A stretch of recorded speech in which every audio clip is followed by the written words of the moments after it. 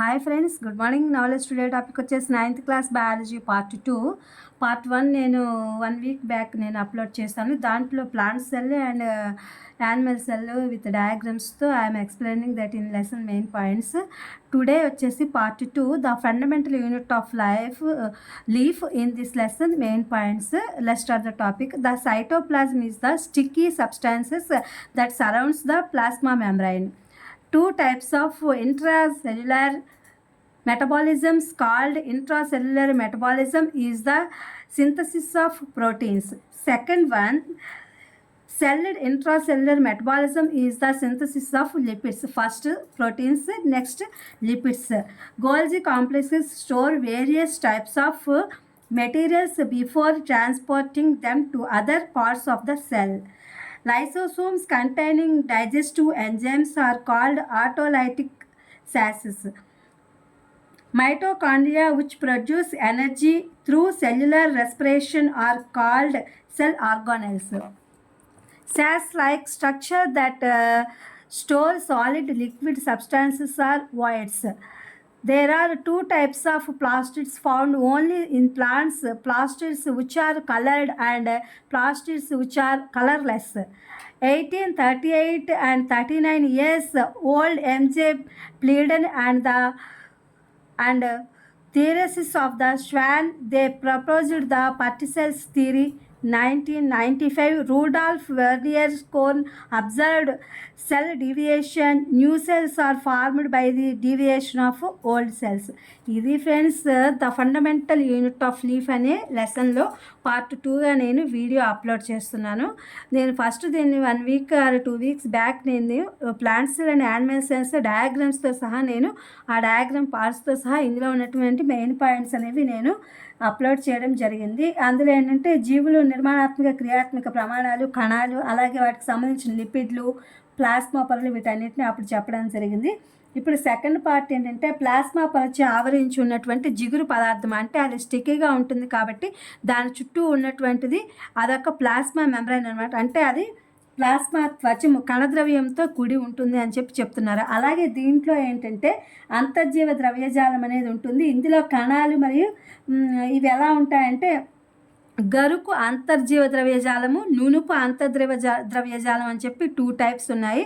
ఈ గరుకు అంతర్జీవ ద్రవ్యజాలంలో ఏంటంటే intracellular metabolism అనేది, వాటి యొక్క మెటబాలిజం అనేది ప్రోటీన్స్తో నిర్మితమై ఉంటుంది.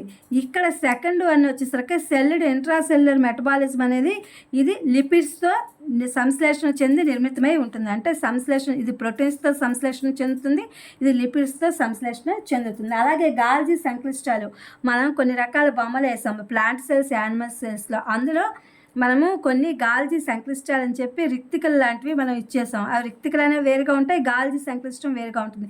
ఇందులో ఏ పదార్థాలైనా సరే ఈ గాల్జీ సంక్లిష్టంలో స్టోర్ అయి ఉంటాయి.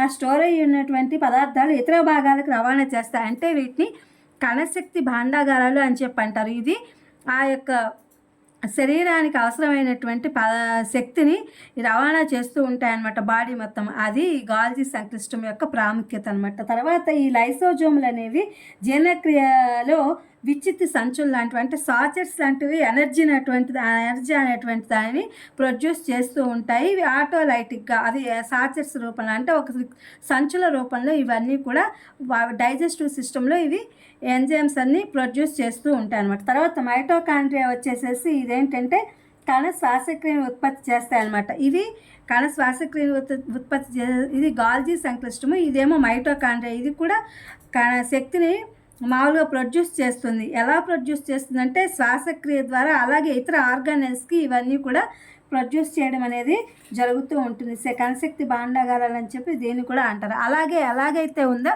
ఇవి సాచర్స్ రూపంలో, రిక్తికల సంచుల రూపంలో ఇవి ఏంటంటే ఘన ద్రవ పదార్థాలుగా అవి విడిపోయి అన్నిటికీ కూడా ఇవి మామూలుగా వాటిని ప్రసారం ఆ యొక్క ఎనర్జీని వాటిని ప్రసారం చేస్తుంటాయి. ద్రవ రూపంలో చేస్తాయి, అలాగే ఘన రూపంలో కూడా ఇవన్నీ కూడా పంపిణీ జరుగుతూ ఉంటుంది అనమాట. ఇవి ఇంకా మొక్కలలో వచ్చేసాయి అంటే ఇది మొక్కలలో మాత్రమే ఉంటాయి. ఇవి 2 టైప్స్ ఉంటాయి ఈ మొక్కలలో. అవేంటంటే ప్లాస్టిడ్స్, వీటిని క్రోమటోప్లాస్ట్లు అంటారు. ఈ క్రోమటోప్లాస్ట్లు అనేవి రంగు లేనివి ఉంటాయి, రంగు గలవి ఉంటాయి.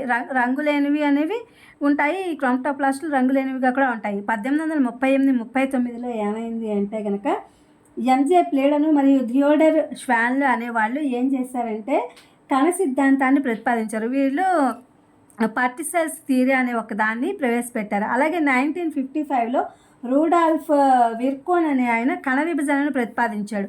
అంటే సెల్ డీవియేషన్ని ప్రవేశపెట్టారనమాట. నెక్స్ట్ వచ్చేసి ఈ యొక్క కొత్త కణాలు పాత కణాల విభజన ద్వారా ఇవి ఏర్పడతాయి అని చెప్పి అంటున్నారు. ఇది friends today part 2 the fundamental unit of leaf అని బయాలజీ 9th క్లాస్కి సంబంధించిన అనమాట. In this lesson main points. Next పార్ట్లో మనం క్వశ్చన్ అండ్ ఆన్సర్స్ అనే దాన్ని చూద్దాము. ఇది మీకు ఉపయోగపడుతుందని 9th క్లాస్ వాళ్ళకి వీడియో అప్లోడ్ చేస్తున్నా. Please my channel like, share, subscribe and comment. Thank you for watching. Thank you for your support.